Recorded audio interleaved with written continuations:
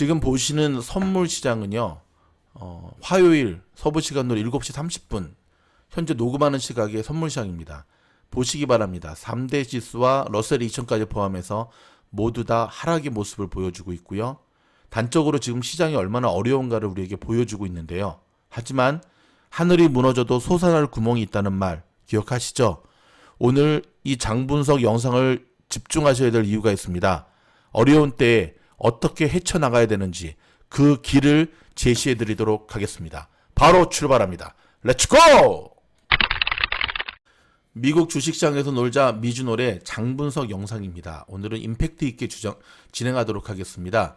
자, 오늘의 장분석 영상에는요, 특별히 모건 스탠리의 마이크 윌슨, 우리 이 친구의 말을 주목할 필요가 있습니다. 이 마이크, 이 친구는요, 작년부터 미국 현지에서 주목을 좀 받고 있는데요.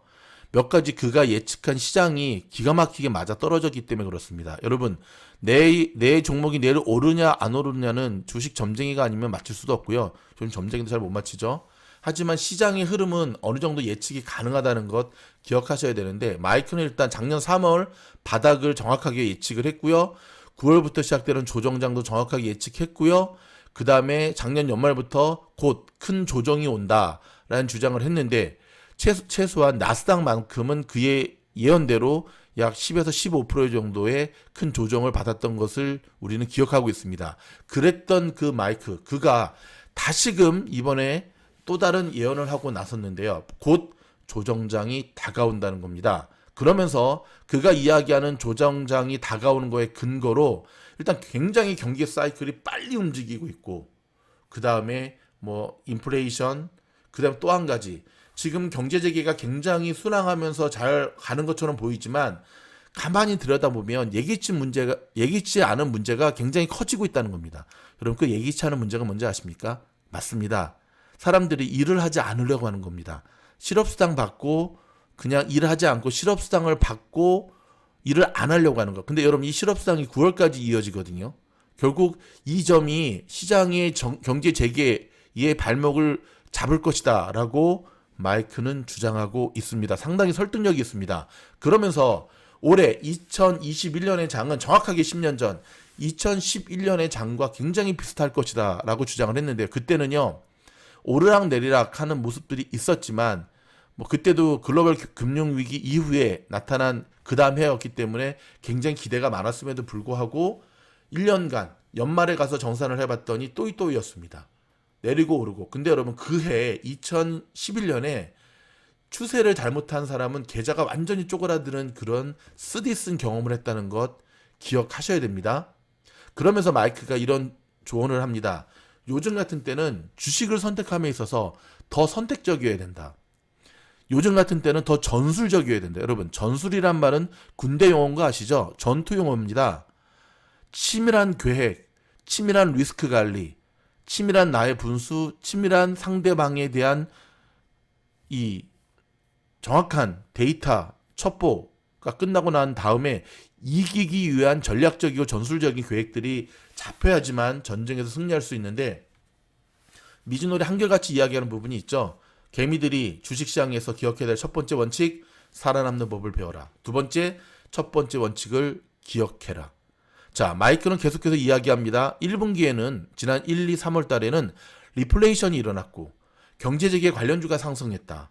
그리고 지금도 리플레이션은 계속해서 작동하고 있지만 예상치 못한 큰 변수가 있는데, 바로 노동력 부족의 문제가 계속해서 우리의 발목을 붙잡을 거라는 겁니다. 제가 좀 전에 설명드린 거죠. 그러면서 계속해서 인플레이션은 일어날 거고, 이제는 굉장히 밸류에이션이 높아진 주식들 가운데 우리는 어떤 것을 선택해야 될지 굉장히 힘들어질 거다라고 하면서 일단 구체적인 조언도 하고 있는데요. 밸류에이션이 높은 주식들을 줄여라는 겁니다. 그리고 너무 많이 오른 경제재개 관련주라든지 소형주, 그 다음에 올해 초기에 올랐던 종목들도 일단 제끼라는 겁니다.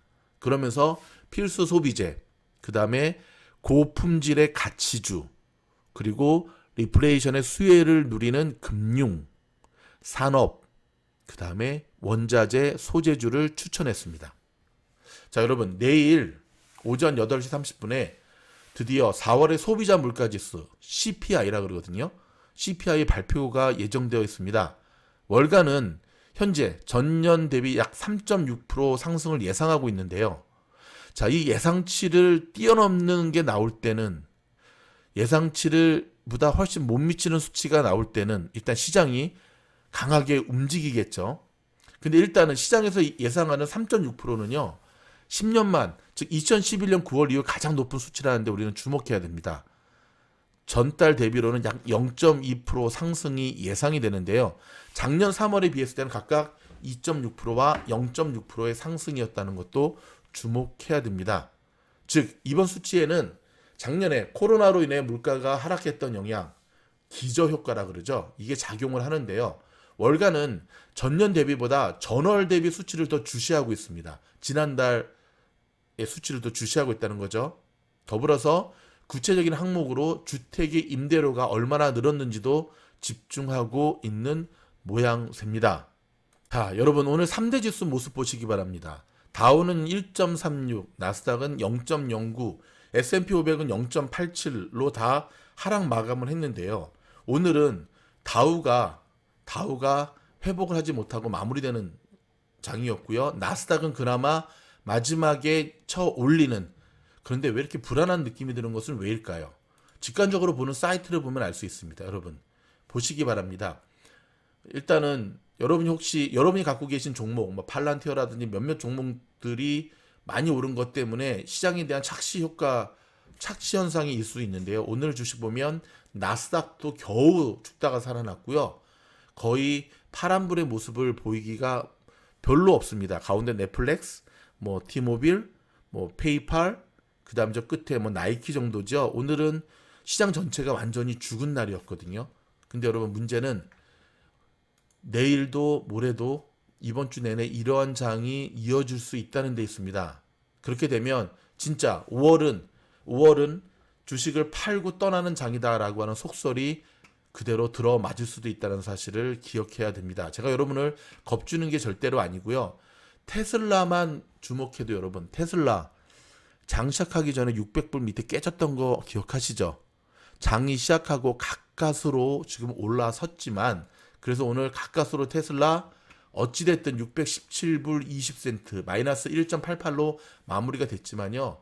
불안한 모습을 하루 종일 보여준 날이었는데요. 일단은 기술적 분석으로만 봤을 때 테슬라는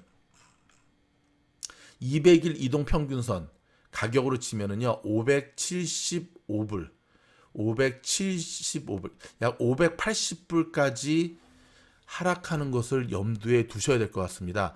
580불 정도까지 하락이 되면 이제는 강력한 매수세가 들어올 것으로 보여지는데, 일단은 여러분 리스크 관리 차원에서라도 테슬라의 580불대까지 하락을 일봉 차트로 보시면 염두에 둬야 된다는 것을 우리는 알 수가 있습니다.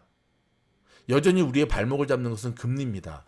오늘 시장을 보면 굉장히 아이러니한 모습을 보여주었는데요. 무슨 말이냐면 전통적으로 여러분은 금리가 오르게 되면 나스닥의 기술주들이 내려가지 않습니까? 근데 오늘은 나스닥과 금리가 맞붙은 날이었습니다. 금리도 지지 않고 1.6 이상을 계속해서 유지하는 모습이었고요. 근데 나스닥도 뭐 그동안 계속 졌던 거를 이제는 더 이상 물러날 수 없다라고 하는 배수의 진을 쳐서인지 같이 오르는 모습을 보여주었거든요. 그러면서 결국은 금리도 오르고 나스닥도 오르면서 시장이 마무리가 되었는데요. 자, 오늘 시장에 대해서 나스닥의 기술주가 왜 이렇게 올랐느냐에 대해서는 사실 제대로 된 분석을 내놓지 못하고 있습니다. 다만 지금까지 너무 떨어졌기 때문에 떨어진 거에 대한 기술적 반등이라고 보통 표현을 하는데, 사실 이 말은 갖다 붙이기 나름이죠. 오늘 많은 사람들이 이제서야 비로소 소형 성장주의 반등이 시작되는 거 아니냐. 그게 가능하기 위해서는요, 최소한 내린 것만큼 내일도 그 다음 주까지 계속해서 움직임이 이어져야 됩니다. 자, 미주널 가족 여러분, 공부하는 자만이 살아남을 수 있다는 거 기억하시고요. 이 영상 몇 번씩 반복해서 들으시면서 오늘 마이크 윌슨, 이 친구가 저와 여러분에게 하고 있는 이 굉장히 금보석 같은 충고를 귀 기울여 들으셔야 됩니다. 그리고 미련 버리셔야 되고요. 더욱더 차갑게 여러분의 종목과 시장을 바라보셔야 됩니다. 끊을 때 끊으셔야 되고요.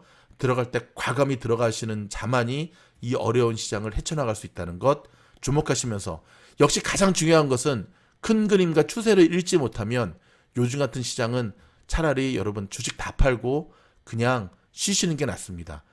추세를 파악하지 못해서 역행하게 되면 좀 전에 말씀드렸던 대로 2011년 꼴이 날 수 있다는 것, 제가 너무 여러분에게 겁을 준 것 같아서 죄송한데 그래도 아닌 건 아닌 거고 할 말은 해야 되겠고, 저희 미즈놀에서 바라본 시장의 분석의 영상은 정확하게 말씀드려야 될 것 같아서 말씀을 드렸습니다. 여러분 저희 영상이 도움이 된다고 한다면 좋아요, 구독, 알림 눌러주시고요. 그리고 돌아오는 토요일날 우리 나사모와 함께하는 원포인트 레슨에 보다 실질적인 구체적인 디렉션을 제시해드리겠습니다. 라니맘에서 주문하셔서 많이 조인하시면 최소한 여러분이 라니맘에서 주문하신 것 이상의 몇 배, 몇십 배의 살아있는 교훈을 얻어갈 수 있을 겁니다. 모두 화이팅! 한국에서 대박난 상품 서울 시스터즈의 김치 시즈닝 소개해드립니다. 일본 제품 시치미를 누르고요. 정말 해외에서부터 먼저 인정받은 제품인데요. 모든 음식에 뿌려 드시면 정말 맛있습니다. 캠핑 가실 때나 주문한 양념 통닭, 아니 일반 통닭이겠죠. 그냥 지금까지는 소금, 후추, 고춧가루, 여러분 이제는 더 이상 가지고 다닐 필요 없이요. 이 제품 하나면 삼겹살에 뿌려 드셔도 좋고요. 튀김에 뿌려 드셔도 좋고요. 모든 음식에 정말 확실한 맛, 설렁탕, 곰탕 다 됩니다. 맛은 아주 매콤하고 맛있고 감칠맛 나는데요. 김치를 썰어가지고 만든 게 아니라 김치에 들어가는 성분들을 연구해서 만든 시즈닝인데요. 정말 맛있습니다. 맛만 좋은 것이 아니라 건강도 잡았습니다. 김치 유산균 180억 마리가 들어가 있다고 하고요. 식물성 유산균인 락토바실러스 파라카제이, 그 다음에 비염이라든지 유방암 억제, 비만 예방, 면역력 증진에도 탁월한 효능을 발휘한다고 합니다. 여러분 이 제품 주문 즉시 바로 받아보실 수 있도록 준비되었습니다. 정말 좋은 제품, 정말 마법의 상품입니다. 미즈놀 팀장이 자신있게 권해드리는 김치 시즈닝, 주문하시면 후회하지 않으실 겁니다. 강추합니다.